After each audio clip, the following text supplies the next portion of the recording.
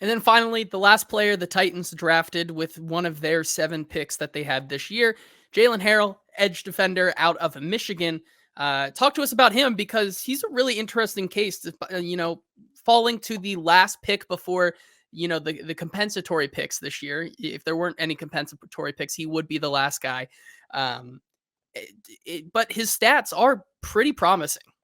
Yeah, if I were to fall in love with the 7th round pick, it's this guy. It's Jaylen Harrell. Like, I'm ready to be burned by being overzealous with his potential, his be overvaluing what he could potentially be come August, and we realize, okay, it's just let's pump the brakes. But for now, let's pump the gas a little bit on Jaylen Harrell, who has a baseball and track athlete background from high school, was a 3-star recruit coming out. His father, James, was a linebacker who walked on at Florida in college before playing a lengthy pro career with the Lions, Chiefs, and the original USFL's Tampa Bay Bandits in the late 70s and 80s. Electric.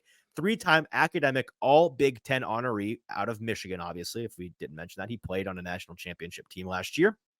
So he's been around some really high caliber players in his time, ranked 3rd best fit amongst edge players in this entire draft class. 3rd best by Zach Lyon's Titans fit model. And he had a pass rush win rate of 20.7% last year, which was 4th highest in the entire class.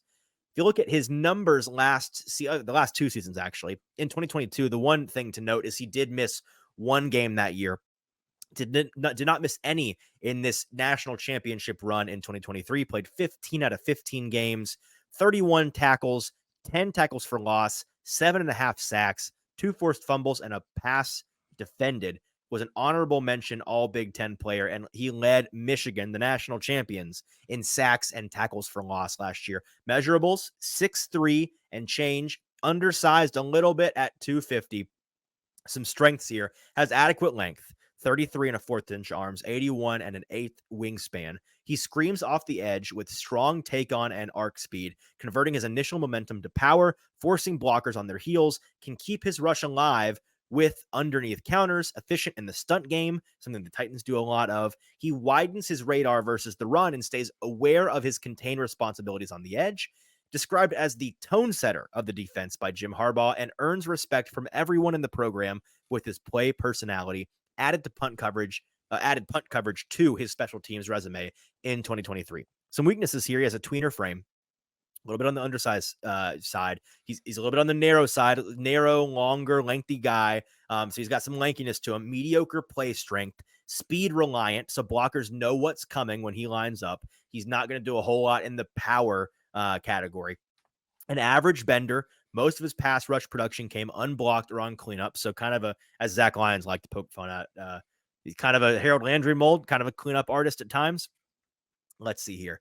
Setting a hard edge will be much more challenging versus NFL size and power, something he may struggle with there. And he's not ready to drop back and cover against tight ends or running backs or wide receivers, for that matter, at the pro level. In summary, he isn't built the way NFL teams prefer an every down player, but he plays disciplined as an edge setter and prides himself on being 1 of 11.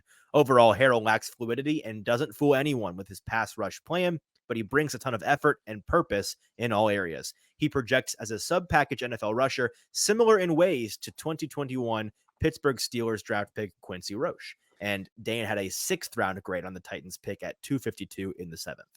So Jack in the comments says, I think Jaylen Harrell has a chance to take Rashad Weaver's spot early on. And then Kenneth also chimes in saying Rashad Weaver versus Caleb Murphy versus Jaylen Harrell, which leads perfectly into our discussion. Where do you expect Harrell to fall in this Titans edge rotation and on the kind of, depth chart? And then what is a reasonable ceiling in expectations for a guy who, played on a pretty good defensive line, had that 20.7% pass rush win rate. You talk about Zach Lyons' Titans fit model, the 3rd best in all of this class. What is a relative expectation for him? So a career ceiling for him, I think, is a fair expectation is to be like what's a good comp for him? Our Arden Key is fair, I think, on the Titans roster here. Like an Arden Key level, borderline every down guy, but really is going to be at his best as a rotational guy. That's a ceiling. Now, is that going to be what they get this year or next? No. Two, who was it? Jack that pointed out the Rashad Weaver thing.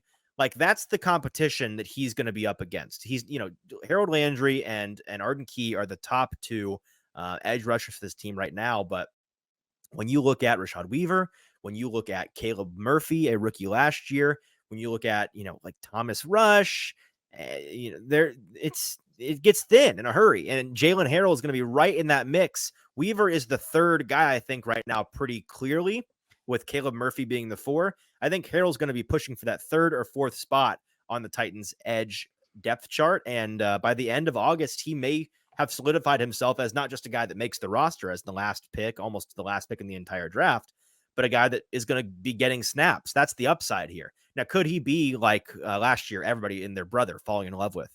Oh my goodness. Have you seen this kid, Caleb Murphy? I know he comes from a small school, but look at the production, look at the athletic traits, and could it just not quite be there? And at best, he needs a year. Yes, but I think there's a chance that he is the high level variance of that rather than the low level variance. Right, because you look at, kind of the things you laid out there, the tone setter of the defense by Jim Harbaugh, the best defense in Division I football, right? Yeah. Like, that's kind of what separates him to a Caleb Murphy. I think when we talked about it during the pick, that Michigan coming from that program probably speaks a lot to the potential that he has in making this roster for sure.